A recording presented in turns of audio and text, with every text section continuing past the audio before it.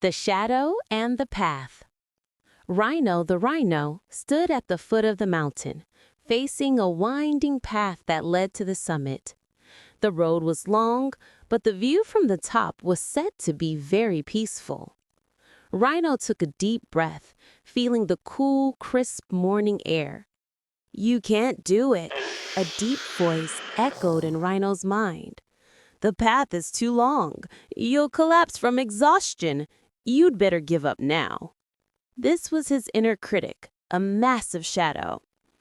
Rhino felt his whole body sink, and his steps grew heavy.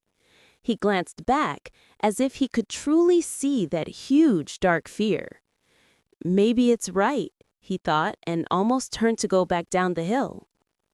But Rhino didn't run away. He stopped, closed his eyes, and shifted his focus to his breath. A deep inhale, slowly, and then a gentle exhale. He told himself, "You are trying. That is enough. Go slowly, Rhino, just one step at a time." The words were like a gentle breeze, softly brushing away the anxiety in his heart. Rhino opened his eyes. The critic's voice was still there, but it was no longer as loud as thunder. It had become a string of blurry whispers, trying to distract Rhino, but no longer threatening. He continued walking upward. With every step, Rhino felt a little lighter.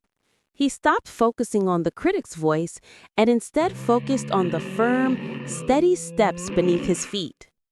Finally, Rhino reached the summit.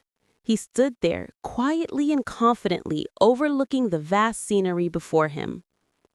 The sunlight fell warmly upon him, and his shadow followed him normally. Rhino knew that the critic would never completely disappear, but it was no longer a huge monster. It was simply a part of himself.